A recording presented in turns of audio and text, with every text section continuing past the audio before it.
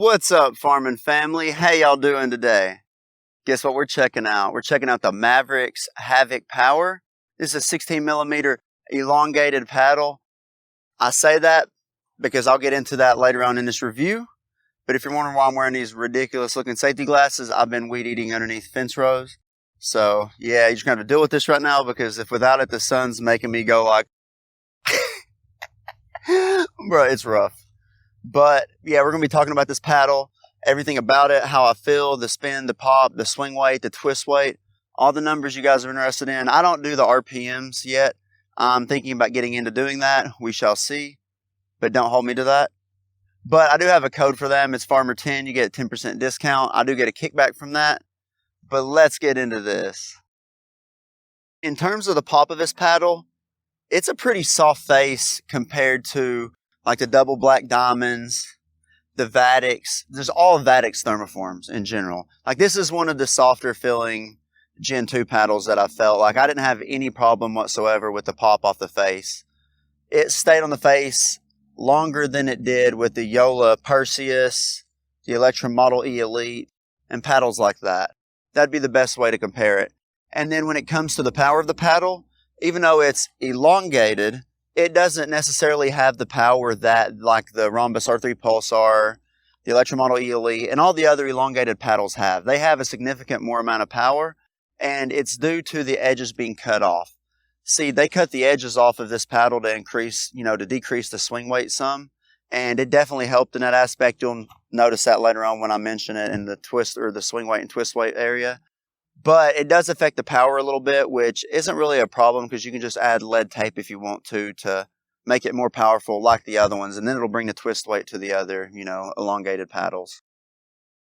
Like I said in the power and pop section, it's very controllable for a Gen 2 raw carbon fiber paddle. Like if someone's asking me some of the softest feeling ones, I would say, the R3 Pulsar, probably the R1 Pulsar, this paddle. All right, I'll have to sit here and think about it all day if I name like 4 or 5, but this one's definitely up there with them.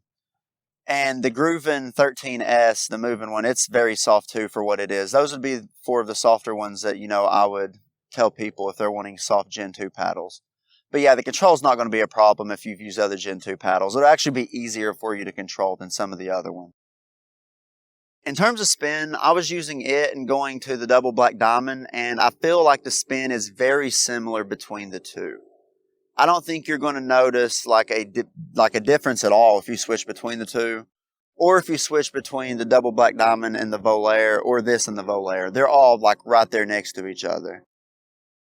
Okay, when I tested the swing weight on mine, my power, my Havik power was 114. Which is crazy for, the length you get because you're essentially getting an elongated paddle with the edges cut off.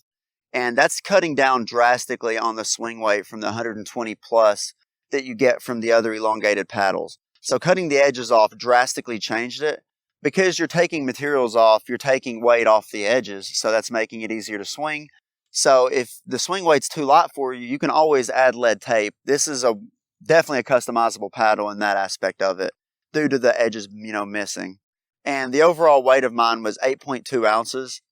And with the edges, it would have been along the 8.5 to 8.6 ounce range. So cutting the edges off seemed like a really good idea. And it made the paddle play, significantly different compared to other elongated paddles. Okay, when it comes to the twist weight, it's 6.43. 6.5 is considered average. So this is basically right there at the average mark when it comes to the, twist weight. And when it comes to the sweet spot. Like you're not going to notice it being crazy dead at the edges or anything like that. This is going to be on par with most of the other elongated paddles, or it's going to be slightly better than some of them. I've got some that are down a little bit lower than that, like 0.12, 0.14 lower than this paddle is. So the twist weight is pretty good, average compared to other paddles similar to it. You're not going to have any problems with it. Just don't be hitting the ball along the edges on most paddles because you're not going to be getting good shots regardless. But with this one, it's right at the average number, so. What's up, y'all? And these are my thoughts on the Maverix Havik 16 millimeter power paddle.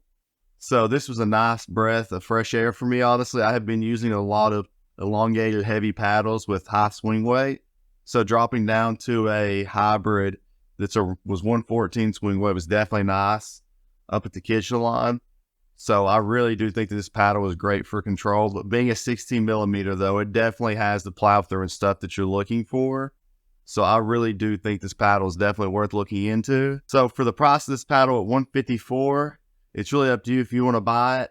But my personal opinion, I did enjoy it. So I do think it's worth looking into. Y'all have a good day and be safe.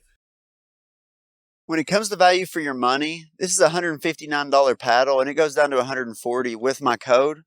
So I feel like for the value, it is definitely worth it, especially if you're looking for an elongated paddle with a lighter swing weight, either because you can't handle the swing weight of some of the other ones, or because you want a elongated paddle that is somewhat customizable. Because if you're wanting one that's customizable, this one would be the one I would go to be honest. So for value for your money, you're definitely going to get your money's worth if you buy this paddle. And in the last review that I did, there were several people who said they just love this paddle. So if you go to my last review and check the comment sections, there's other reviews on this that isn't just mine, just so you know. But yeah, this has been my review and my brother's review. I hope you enjoyed it. I'm going to be reviewing their control version of this paddle in the future, so stay tuned for that. But I've got a lot of reviews coming out, so stay tuned. I know I've taken a 9-day hiatus from doing reviews, but I haven't taken a break from testing paddles. I have been testing paddles like crazy. I just need to get in front of the video camera a little bit more, and I'll be pushing out the reviews for the paddles that I've been trying because I've got some good ones coming out. And this one, spoiler alert, this is I think number 2 or 3 on my brother's top 10 list. He'll be coming out with that too. That's a video that'll be coming out sometime in the next couple weeks, so stay tuned for that. He's a little more shy than I am, so it's harder to get him in front of the camera to do it compared to me. I don't mind it. But yeah, I hope you'll have a good day. Stay safe. Drink plenty of water. Peace, y'all.